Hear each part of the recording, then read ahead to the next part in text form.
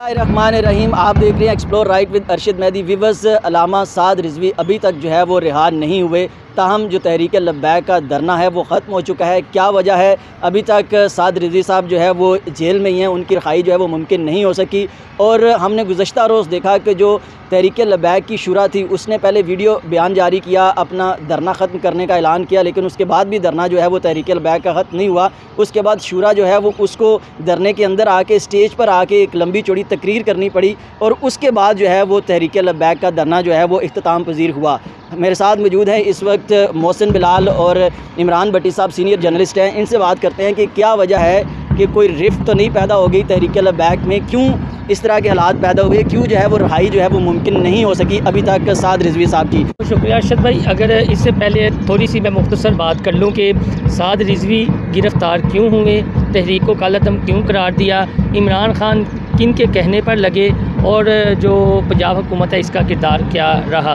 तो एक छोटी सी बात कि जब अप्रैल का महीना शुरू हुआ था तो खान साहब को ये कहा गया कि मामला जो है वो किसी जानिब ये ऊँट किसी जानिब नहीं बैठ रहा, तो हमें मुज़ाकरात की जानिब जाना चाहिए। लेकिन उनकी कबीना में जो कुछ लिबरल्स हैं, जिसमें श्री मज़ारी है, शफ़कत महमूद है, ख़ुद फवाद चौधरी वगैरह, उन्होंने ये कहा कि ये कोई इतना बड़ा थ्रेट नहीं है और हमें ये डिलेड टैक्स इस्तेमाल करने चाहिए, इस जानिब नहीं जाना चाहिए। तो खान साहब ने इसे इन मामलात को थोड़ा सा इजी लिया और इस दौरान एक नया ट्विस्ट आया, वो था डस्का का ज़िमनी इंतखाब NA-75। इमरान खान साहब को ये बताया गया कि ये इलेक्शन हम जीत रहे हैं, हम ये सीट जो है वो निकालेंगे क्योंकि लोग आपके विजन को पसंद करते हैं। तो इमरान खान इसी खुशफहमी में थे। डस्का का इलेक्शन उनका उम्मीदवार हार गया और 20,000 के वोटों से असद मल्ली को शिकस्त हुई। खान साहब बड़े ताव में आ गए, अग्रेसिव हो गए। उन्होंने इसकी इंक्वायरी का हुक्म दिया, जो हमारे ज़राए बताते हैं। तो उन्हें जो रिपोर्ट भिजवाई गई वो ये भिजवाई गई कि हमारा जो उम्मीदवार है असद मल्ली वो इसलिए हारा है चूँकि तहरीक लब्बैक पाकिस्तान ने अपने 20,000 वोट जो हैं वो पैसे लेकर नून लीग को दिए हैं।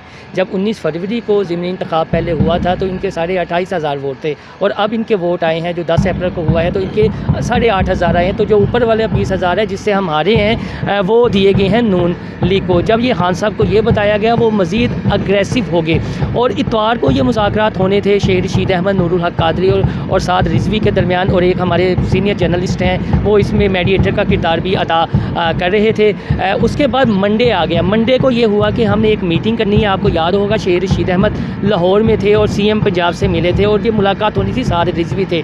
लेकिन वो इमरान खान को इस तरह पंप किया गया कि देखें जी कि जो तहरीक लब्बैक है उनका मिशन कुछ हो रहा है, वो आपको डिस्टेबलाइज़ करना चाहते हैं, वो नून लीग के साथ मिल चुके हैं और इसलिए वो अब उनका मुतालबा ज़ोर पकड़ा है। तो फिर मुबरा एक कार्रवाई की गई और हाफिज़ साद रिजवी को गिरफ़्तार किया गया। और वही लिबरल माफिया जो उनकी कबीना में बैठा हुआ है उन्होंने खान साहब को इस तरह हाईजैक किया कि ये तो तंजीम है, आगे फेटफ का मामला है तो हमें इसे कालादम करार देना चाहिए, फौरी तौर पर वज़ा है। आपको कबीना के फ़ैसलों का पता है और इमरान खान के आगे बोलता कौन है, ये उसके कुछ अहबाब थे। अब आपने साद रिजवी की रिहाई का पूछा है तो मुझे लगता है कि तहरीक लब्बैक में दो दरे आई थिंक बन चुके हैं। एक उनकी जो मजलिस शुरा है और दूसरा हाफिज़ साद रिजवी का अपना एक ग्रुप है और वो नौजवान उन्हें लाइक करते हैं। एक हाइब्रिड निज़ाम को अगर आप समझें, आप इंटरनेशनल रिलेशंस के स्टूडेंट भी हैं, तो क्या होता है कि एक पॉपुलर चेहरा जो है वो आवाम के सामने खड़ा कर दिया जाता है और पीछे जो किंग मेकर्स हैं,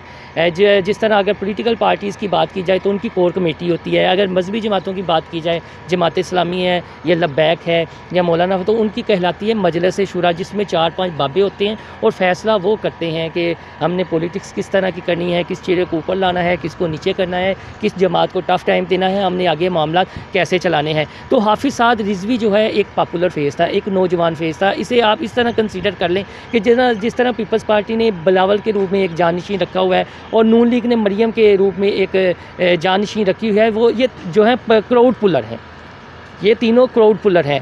तो जब हाफिज़ साद रिजवी को नया अमीर मुंतखब किया गया था तो उसके पीछे भी ये सोच कार फरमाती कि हो सकता है कि कल को हमने अगर अपना कोई पॉलिटिकल गेन कुछ हासिल लेना है वो तो हमें एक ऐसा फेस चाहिए। तो मुझे लगता है इस बुनियाद पर हाफिज़ साद रिजवी को उनकी जो मजलिस शुरा है उन्होंने अमीर बनाया। अगर उनमें से कोई अमीर बनता तो शायद इस तरह पॉपुलैरिटी ना होती, चूँकि ये खादम रिजवी के खून है हाफिज़ साद रिजवी, तो इस वजह से अब जितने भी मुज़ाकरात हुए हैं वो आप ये देखें कि जो उलमा अहले सुन्नत का वफ़द हाफिज़ साद रिज़वी से जेल में मुज़ाकरात करने गया था, आप भी समझते हैं कि उनकी कितनी कोई अहमियत है। ये वो पॉपुलर फेस नहीं है, लेकिन इन्हें 4-5 घंटे जो है वो हाफिज़ साद रिज़वी से बिताया गया, और ऐसे में गवर्नर पंजाब और राजा बिशारत। आप तहरीक लब्बैक के मुस्तकबिल पे कोई फ़र्क महसूस कर रहे हैं कि इससे होगा कि साद रिज़वी साहब के साथ जो ग्रुप है वो नाराज़ भी नज़र आ रहे थे कारकुन के, अभी तक उनकी रहाई नहीं हुई और हमने मुतालबात मान ली और हम जब घरों को जा रहे हैं, तो इससे कोई रिफ्ट पैदा हो सकती है, कोई नुकसान हो सकता है मुस्तकबिल तहरीक लब्बैक को? जी बिल्कुल, तहरीक लब्बैक को ज़रूर नुकसान इसका हुआ है और होगा। देखें, मैं बात इसलिए करता हूँ कि एक हवाला औरिया मकबूल जान साहब का दूंगा। मैंने पिछले दिनों कुछ माह पहले उनका इंटरव्यू भी किया था, तो उनका ये कहना था कि हाफिज़ साद रिज़वी का जो इम्तिहान है वो मार्च-अप्रैल से शुरू होगा, तहरीक लब्बैक का भी मार्च-अप्रैल में इम्तिहान होगा, और अगर इन्होंने थोड़ा सा अपना निज़ाम बेहतर ना किया तो ये वही फिर खानकाहों की जमात बनकर रह जाएगी। और ये जो एडवेंचर हुआ है, रियासत अपने मौके की तलाश में थी, इमरान खान साहब को अपना एक मौका चाहिए था, वो मौका प्रोवाइड कर दिया गया। सोमवार को 2 बजे के बाद हाफिज़ साद रिज़वी की गिरफ़्तारी होती है। उस 2 बजे से लेकर अगली मंगल तक यानी शाम तक आपने ये देखा कि फ्री हैंड दिया गया, एक माहौल बनाया गया तहरीक के ख़िलाफ़, और उस माहौल के बाद कुछ इस तरह की वीडियोज़ सोशल मीडिया पर वायरल की गई, फिर मीडिया का इस्तेमाल किया गया कि जो पब्लिक सेंटीमेंट थे वो तहरीक के ख़िलाफ़ हो गए, और जो उनकी मजलिस शुरा थी वो अंदर खाते मुज़ाकरात करती रही। साहब, आप ये बताइए कि ये जो सारा मामला हुआ, इसमें जो एक अंदाज़ा बताया जा रहा है तहरीक लब्बैक की जानिब से 80 लोग उनके शहीद हुए हैं, 700 के करीब जो है वो बताया जा रहा है, पुलिस बता रही है कि उनके ज़ख्मी हुए हैं, 3 उनके शहीद हुए हैं, तहरीक लब्बैक के भी कारकुन बड़ी तादाद में ज़ख्मी हुए हैं। आप क्या समझते हैं कि तहरीक का मुतालबा था फ्रांस के ख़िलाफ़ जो है वो तहरीक लाई जाए कौमी असम्बली में, वो हुकूमत ले आई, अब ये जो इतना सारा मामला हुआ, इतने लोग शहीद हुए, सैकड़ों, इनका कौन ज़िम्मेदार है? किसके ख़िलाफ़ ये मुकदमा दर्ज होना चाहिए? कौन रिस्पॉन्सिबल है इसका? शेख रशीद है या इमरान खान खुद हैं? बहुत शुक्रिया अर्शद भाई, आपने मुझे अपने ख्यालात का इज़हार करने का मौका दिया। सबसे पहली बात तो ये कि ये जो सब कुछ हुआ, हाफिज़ साद साहब की गिरफ़्तारी, उसके बाद जो सिनेरियो आपने देखा, हालात देखे, जो मेरी अपनी ज़ाती रही है कि ये सारा प्री प्लान था हाफिज़ साहब की गिरफ़्तारी करनी। उसके बाद जो, क्योंकि हमने देखा कि इससे कबल जो 2-3 मेन धरने थे, फैज़ाबाद धरना, और उसके बाद जब खादिम से रिज़वी साहब को गिरफ़्तार किया गया था, एक दफ़ा फिर पूरा मुल्क बंद हुआ था। वो हमने देख लिया था एक्सपेरिमेंट करके कि अचानक अगर कुछ इस तरह का स्टेप लेते हैं, और ये सब कुछ रिएक्शन का गवर्नमेंट को पता था, सब वफाक को पता था, हमारी एजेंसियों को पता था कि अगर हम ये स्टेप करने जा रहे हैं इसका रिएक्शन क्या आएगा, इसके लिए तैयार थे। और इसको काउंटर करने के लिए भी पूरा लाहे अमल तैयार किया हुआ था कि आपने देखा कि मीडिया पे कोई ऐसी चीज़ नहीं, ब्लैकआउट रहा, और फिर किस तरह सिर्फ एक इदारों को दिखाया गया कि इदारों के साथ ज़्यादती हुई, ये सारा प्री प्लान था। जो दूसरी यहाँ पे ज़ख्मियों की, और आप कह रहे हैं कि ये मलबा किस पे डाला जाए, यकीनन ये उन्हीं लोगों पे डाला जाए जो आज मुज़ाकरात कर रहे हैं, जो आज कह रहे हैं कि टेबल टॉक कर लिया जाए। यही टेबल टॉक, यही मुज़ाकरात अगर पहले कर लिए जाते तो शायद ये नौबत ना आती। अच्छा, FATF के बारे में बात की जाती है, तो क्या उस वक्त इमरान खान जब वज़ीर आज़म थे, उन्होंने TV पे आके अनाउंस किया कि हम जो है वो करारदाद लेके आएंगे असम्बली में, हम फ्रांस के सफ़ीर को मुल्क बदर करने के लिए कानून साजी करेंगे, तो क्या उस वक्त वज़ीर आज़म को ये नहीं पता था कि हमने FATF में जाना है और वहाँ पर जो है वो फ्रांस वगैरह जो यूरोपियन यूनियन है, वो वज़ीर आज़म का बयान कोई छोटा बयान नहीं होता, मुल्क का सरबराह होता है, तो उस वक्त वो आगाह नहीं थे इससे, पहले उन्होंने बयान दे दिया, उसके बाद फिर वो पीछे हट गए, उसके बाद फिर वो कौमी असम्बली में ले आए, तो ये क्या इमेच्योरिटी है प्राइम मिनिस्टर की? ये बिल्कुल इमेच्योरिटी है। खान साहब को अंदाज़ा ही नहीं है कि नमूसे रसालत मसला क्या है। ये कोई दूसरा पॉलिटिकल मजहबी जमातें हैं, मौलाना फजल रहमान, जमात इस्लामी, ये वो इश्यूज़ नहीं है। ये मसला नमूसे रसालत का, नमूसे रसालत एक ऐसा इशू है जिसको हमने मज़हब की तरफ ले गए हैं।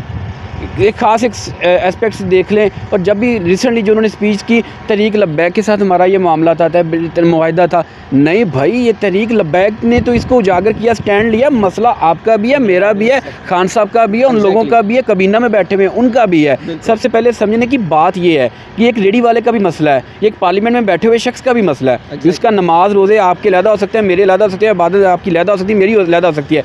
नमूसे रसालत, आका से मोहब्बत, आका की नमूस का मामला सबके लिए एक है। सबसे ये पहले इसको TLP से नती ना किया जाए। TLP सिर्फ एक करैक्टर है, एक आंसर है जिसने इसको आके अपलिफ्ट किया और इस पे बोले और डटे हैं, उन्होंने कुर्बानी उजागर किया लोगों में, इसको इसके साथ ना जुड़ा। दूसरी एक आप बात कर रहे थे कि तहरीक लब्बैक में 2 दौड़ों वाली, मैं उससे मुत्तफिक हूँ, इसलिए कि जब ये लास्ट टाइम मुज़ाकरात हो रहे थे, दूसरा दौर मुज़ाकरात का शेख रशीद से चल रहा था, तो जो मजलिस शूरा थी इसने जाना था ना, तो इससे कबल अल्लामा फ़रूकुल हसन साहब जो अहम रुकन है तहरीक लब्बैक और बड़े क्लोज़ हैं हाफ़िज़ साहब के, उन्होंने अनाउंस किया था कि जब तक मजलिस शूरा और हाफिज़ साद यहाँ पर आकर ऐलान नहीं करेंगे धरना ख़त्म करने का, तो हम लोग यहाँ से नहीं जाएंगे।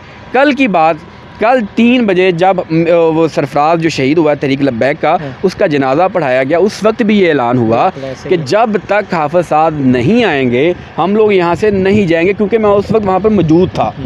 लेकिन शाम को, हाँ जी, उस वक्त जब ये ऐलान हो रहा है कि हमने उनका इस्तकबाल करना है हाफिज़ साद साहब का, उनसे पूछा शफीक अमीनी साहब से, अल्लामा फ़रूक़ुल हसन साहब से कि हाफिज़ साहब आ रहे हैं? उन्होंने कहा जी हाफिज़ साहब आ रहे हैं, मगरिब तक यहाँ पर पहुँचेंगे और खिताब करेंगे। लेकिन कुछ ही देर बाद हम लोग देखते हैं कि शूरा की जानिब से अल्लामा शफीक अमीनी की क़यादत में एक मैसेज आता है कि धरने ख़त्म कर दिए जाएँ। अच्छा मेहदी साहब, लास्ट में ये कि जो जिन लोगों को हमारी आवाम मुंतखब करके ऐवानों में भेजती है, एक छोटी सी मिसाल दूंगा कि उनकी एक गलती कितना बड़ा बहरान पैदा कर सकती है। जब नवाज़ शरीफ के दौर में अक़ीदा ख़त्म नबूवत के कानून पर नक़ब ज़नी की कोशिश की गई थी, तो आपको याद होगा इलेक्शन रिफॉर्म्स कमेटी बनाई गई थी, उसकी आगे एक 14 रुकनी सब कमेटी थी। उस कमेटी में सबसे ज़्यादा तादाद तहरीक इंसाफ के रहनुमाओं की थी। शरी मज़ारी थी, शफ़कत महमूद था और आरिफ अलवी था। और शरी मज़ारी ने कौमी असम्बली के इजलास में इसका क्रेडिट लिया था और कानून तक इन्होंने पढ़ा नहीं था। तो बात करने का मकसद सिर्फ ये है कि इन लोगों को, ये जो लिबरल माफिया हमारे ऐवानों में बैठा हुआ है, इन्हें भी एक्सपोज करने की ज़रूरत है और इस जानिब भी तवज्जो दिलाने की आवाम की ज़रूरत है कि असल कसूरवार ये हैं। तो इमरान खान साहब तो कानों के कच्चे हैं और मुझे अब ये कल के एडवेंचर के बाद और आने वाले दिनों में ये पक्का यकीन थोड़ा सा हो रहा है, अपनी ऑब्जर्वेशन भी है कि अब तहरीक में भी 2 दरे जो हैं वजूद में आ चुके हैं और जिस बात के हदशे का इजहार और या मकबूल जान साहब किया करते थे, वो हदशे जो हैं वो सच साबित हो। हाँ जी बिल्कुल, आपने देखा सीनियर जर्नलिस्ट हमारे साथ मौजूद थे। तहरीक लब्बैक में एक रिफ्ट जो है वो पैदा हुई है, धरना एहतजाज ख़त्म हो चुका है। बहुत से जो रहनुमा हैं तहरीक लब्बैक के, उनको इस पर रिजर्वेशन हैं, बहुत से जो कारकुन हैं उनको इस पर रिजर्वेशन हैं। और दूसरी तरफ जो ख़ास बात यह है कि फ्रांस से के सफ़ीर की मुल्क बदरी का जो मामला था, उसके ख़िलाफ़ करारदाद पे ये सारा इशू हुआ। 83 लोग शहीद हुए, सैकड़ों लोग ज़ख्मी हुए, लेकिन हुआ फिर भी वही। अगर यही होना था, अगर हमारी हुकूमत जो है वो इतनी मैच्योर है, वज़ीर-ए-आज़म इमरान खान खुद टीवी पे अनाउंस करते हैं, कभी आगे जाते हैं, कभी पीछे लेते हैं, जब यू टर्न लेते हैं, यही करना था तो 83 बंदे मरवाने की क्या ज़रूरत थी? इसका मुकदमा जो है वो किसके ख़िलाफ़ दर्ज होना चाहिए?